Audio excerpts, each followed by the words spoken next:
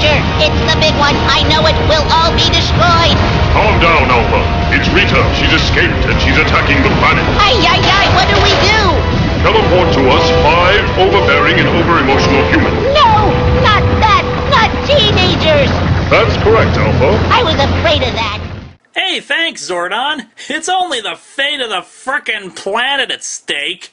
For that matter, are you supposed to be joking? 5 overbearing and over-emotional humans? Yeah, those are traits that make for great superheroes. Has someone changed the water filter in your tube lately? Ladies and gentlemen and others, welcome to Mighty Morphin Power Rangers.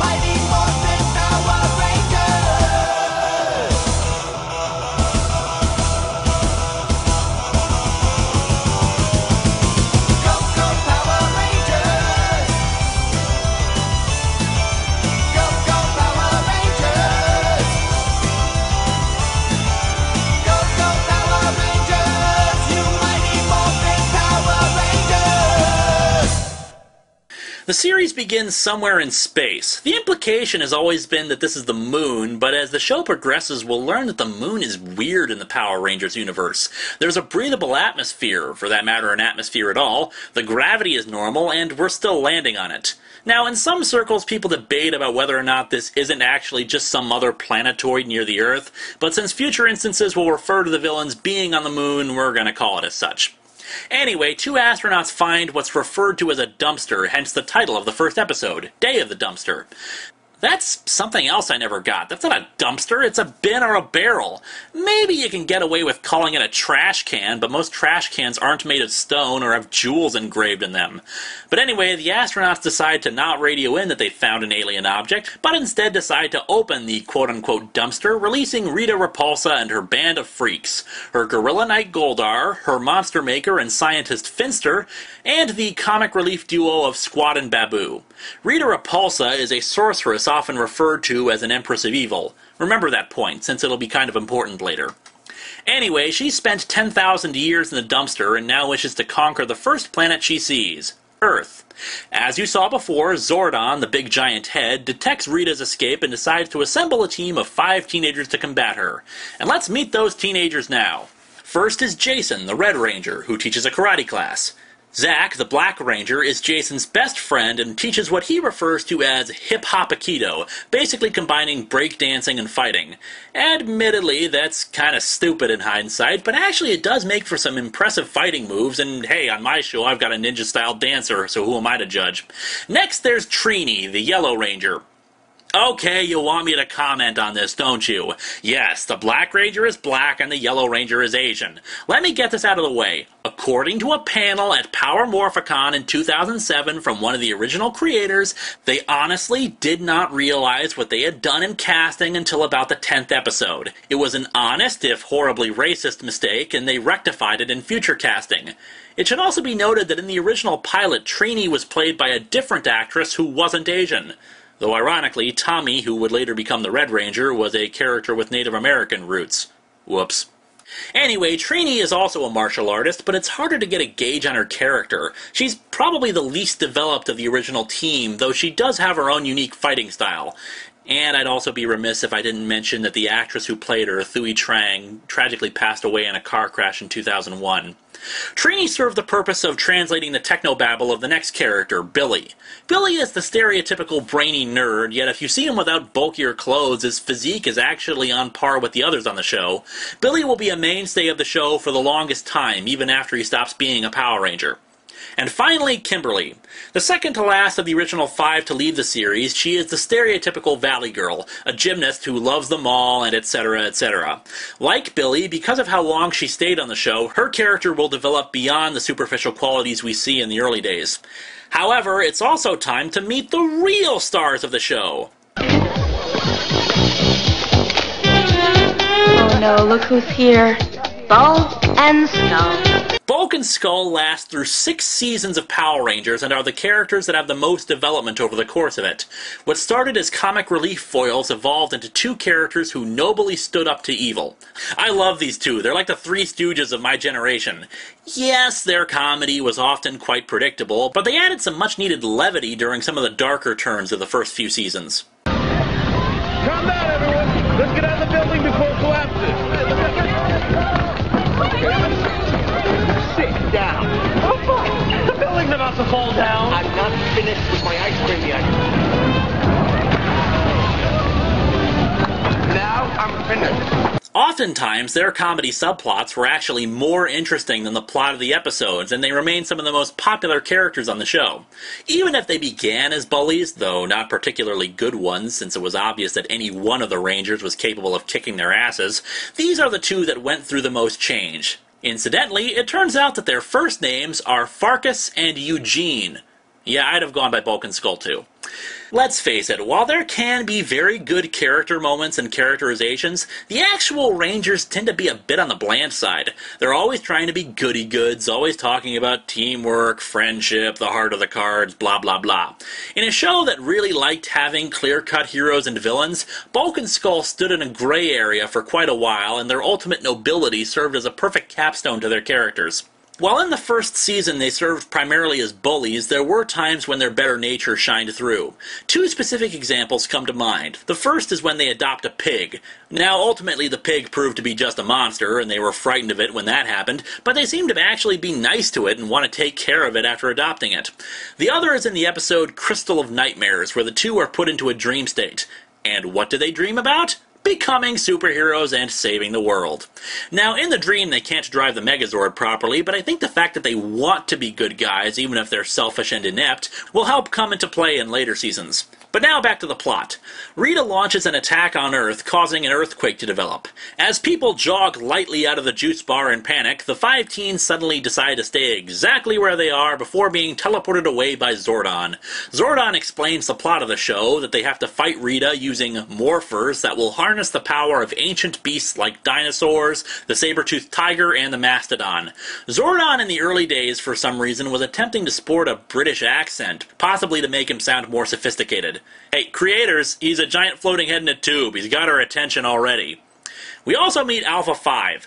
Alpha can get pretty annoying with his constant proclamations of ay ay ay ay ay, but he's ultimately harmless and serves the purpose of being able to help do all the things Zordon can't do since, you know, giant floating head in a tube.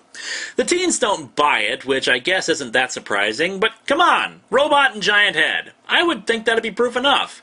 After a fight with Rita's foot soldiers, the Putty Patrol, the group decides to try using their morphers for the first time and to become the Power Rangers. Since this is lifted from the Sentai footage, they're immediately teleported into a city to use that footage. They also get their Zords, the giant robots that, well, let's be honest, most of the time the individual Zords are pretty useless. The Red Ranger's Zord usually gets the most screen time and also an alternate mode, while the rest basically just exist to be combined into the Megazord. Occasionally the individual Zords will use their weapons, but not often. Usually it's call Zords, form Megazord, kick ass. As a first season, there were a lot of goofy ideas that were put in because they were still finding out their place and how they wanted the show to work. For example, in the second episode, we see this super-duper martial arts move. Locked on! Go! Let's do it!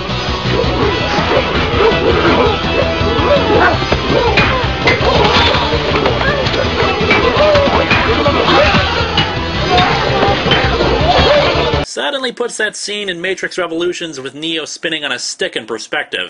Elements seen in the first few episodes wouldn't really make any appearances later. For example, earlier on, Alpha had a teddy bear. Not sure what the hell the deal was with that. Later in the season, there was the introduction of something that could possibly have been the smartest damn thing they ever did. Jason David Frank as Tommy Oliver, the Green Ranger. Love him or hate him, this was the character that really cemented Power Rangers for the audience. In a 5-part story, since this was in the days when new episodes of the series were shown on weekdays, called Green with Evil, Rita unveiled her plan to create her own evil Power Ranger, the Green Ranger. Where she got the power coin, I'll never understand, especially given what we learned later concerning the creation of the coins. Here's another thing that always confused me about the Green Ranger. They clearly had the suits used in the original Sentai, yet anytime we had new footage of him, they had this cloth gold shield instead of whatever the original was made out of. Why? It's not like it would have been that difficult to make a foam or plaster version of it to make it better match the Sentai footage, and for that matter, what happened to the one used in the original version? In any case, the Green Ranger was where things suddenly got interesting. For one thing, the fact that it was 5 parts long showed us that this was an epic like no other. No other kids shows did 5-parters at the time, and the guy was just badass. He wasn't some rubber-suited monster with a goofy gimmick. He was an actual human being who was able to outfight the group. He looked different, his weapon was different, and he had a Zord that rivaled the others, rising from the ocean like a classic Japanese giant monster. He wrecked the command center, cut the Rangers off from the guidance of Zordon, and even got into the Megazord to disable that as well. Ultimately, they broke the spell Rita had placed on him and he officially joined the team. It's a really well-written and suspenseful story. They also started the first official romance with him and Kimberly, but I think I'll get into that more in the next segment. Besides for the introduction of Tommy and the Green Ranger and the romance, I'd say the Green with Evil miniseries also developed Jason and Billy. Jason, during a time in the saga, was forced to fight alone and without his Ranger powers, and he was able to use his own skills to survive. For Billy, this put him on the path to better understanding the command center's technology as he assisted in repairing Alpha and their base of operations, which would lend a big hand in his future role on the team during Zeo. Over time, the show settled into its standard format of issue of the day, monster, Zord fight, and finally tawdry resolution of the issue at the end. While they usually are pretty good about their own continuity, there's the occasional bizarre hiccup. For example, there's an episode called Life's a Masquerade, a rather enjoyable standalone episode featuring some great bits by Bulk and Skull, where Rita introduces her super putties, nearly indestructible versions of her old putties. The problem is that the episode right before it, Gung Ho, already introduced the Super Putties, and the group reacts with shock at the premise of the Super Putty both times. Do they have ADD or something? What the hell? Anyway, eventually the show ran into a bit of a problem. See, a lot of the fight scenes were dependent on the Sentai footage, and, well, there was only so much of it, particularly of the Green Ranger and the Dragon Zord. Now, they solved the Green Ranger issue by writing him out of the show. In the 2-parter, The Green Candle, Rita unveils a magic candle that, once fully melted, will return the Green Ranger powers to her. Why the hell she never unveiled this until now is a good question, but the point is that Tommy is going to lose his powers. Still, as evil plans go, this is certainly better than her usual rigmarole of trying to ruin the teenager's days by sending putties to cause minor inconveniences. Plus, as Spoonie himself has pointed out, using a candle to take over the world? That's pretty hardcore. The Rangers fought valiantly, and Jason himself tried to stop the candle, but ultimately failed. In order to prevent Rita from getting her hands on the Green Ranger powers, however, Tommy transfers them to Jason, granting him his shield and the Dragon Flute. Jason's failure to stop the Green Candle is something that would haunt him next season, but we'll get to that next time. Writing the Green Ranger out was a brilliant move from a marketing perspective. Tommy was a popular character, and instead of overexposing him, limiting his appearances meant that kids would be more inclined to tune in the hopes of seeing him again, particularly on the episodes that he did come in for. Which brings us to Return of an Old Friend. Rita finally comes up with a plan that's not completely nonsensical and goofy, which is kidnap the teen's parents and ransom them for the power coins. They also take control of Billy's mind and force him to take the Dragon Dagger. This is the first time we actually see their parents, and, in true silly fashion, most of them dress like their kids, with Jason's parents wearing red and Skull's parents wearing punk attire. In fact, strangely enough, Bulk's parents seem the most normal. Goldar offers to return their parents in exchange for their power coins, and they give them up, but of course Goldar doesn't hold up his end of the bargain. However, Jason reveals that he still has the Dragon Coin. They recruit Tommy once again and infuse him with Zordon's own energy. However, they know it's only a temporary measure, and it's likely the powers could give out during a fight. After an intense fight, Tommy's able to retrieve the dagger and the power coins, and while he's now back as the Green Ranger, the group knows that the rejuvenation of his powers is only temporary. Besides for the running subplot of Tommy and Kimberly's relationship, there was also Zack's pursuit of Angela, who would brush him off any time he tried to impress her. It was actually a nice change to see that the teens weren't successful at everything they did, like it seemed to be, though Angela's heart seemed to be won over whenever Zack did genuinely good things for her, or when he bribed her. One particular aspect that occurred to me as I was watching the later episodes of the season was the change in fighting prowess. In the early episodes, the Rangers tended to fight off putties successfully only after they'd morphed. Otherwise, they relied on tricks or misdirection in order to defeat them. In fact, Tommy's ability to fight off a squad of putties single-handedly was an impressive feat to Rita. However, in a later episode, Zack was able to fight off a squad of putties himself, too. Billy's fighting ability in particular would change. In the beginning, he could barely fight off one putty, let alone a whole group of them, but by the end, he was able to hold his own in a fight beyond the stereotypical nature of his character. Mind you, some of this was simply narrative convenience, but it did hang in my mind as I was watching. Originally, the first season of Power Rangers was only supposed to be 40 episodes, ending on Doomsday. However, with the growing popularity of the series, they decided to keep it on, though Saban found itself needing new Sentai footage since they had run out of the footage produced by the original Zeo Ranger show.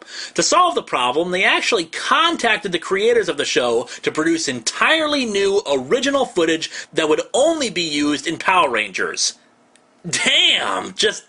Damn!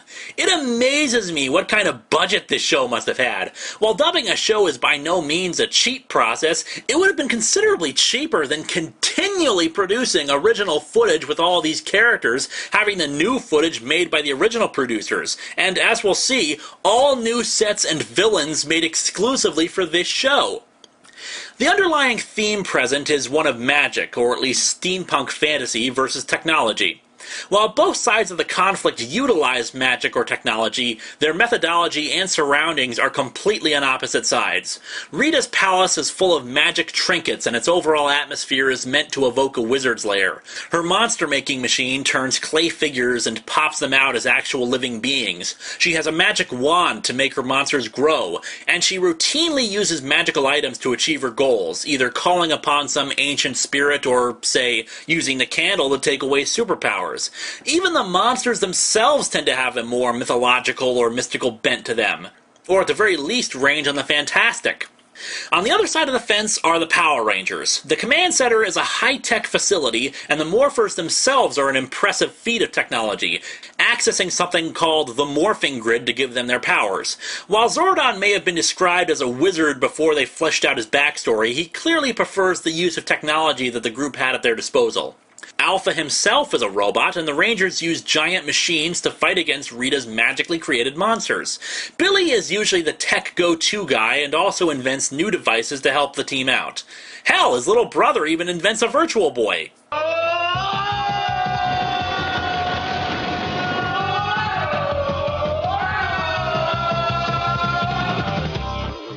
Technology is presented as something extraordinarily necessary and useful to the team and the world at large. Mysticism and magic, while useful sometimes, are presented as tools of evil.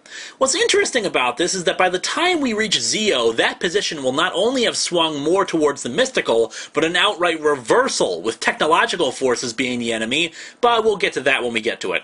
All in all, the success of the show was probably not built on the most engaging of circumstances. While the acting is mixed in the early episodes, the characters do all eventually grow into a position where they're completely believable in their roles, as long as you ignore them preaching about community this and environmentalism that and teamwork and all that crap.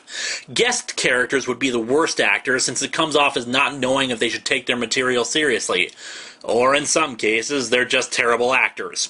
No, what I'd say really guaranteed the success was the action. No other show at the time was showing such complex fighting and choreography, and while the monsters were silly and the jokes were cheesy, there was something of a basic charm to the series that made people, especially kids, want to watch it. The growth of good storylines aided it, especially multi-parters where the stakes were high and you honestly weren't sure how they were going to resolve the situations. And while there were, of course, those times when logic broke through and you asked, "Say, if Rita knows their identities, why doesn't she just blow up their houses?" All in all, the first season was a good start to the show, even if 60 episodes was a bit much, especially when one considers that most of them followed the same damn formula. However, things would only go uphill in terms of storytelling in Season 2.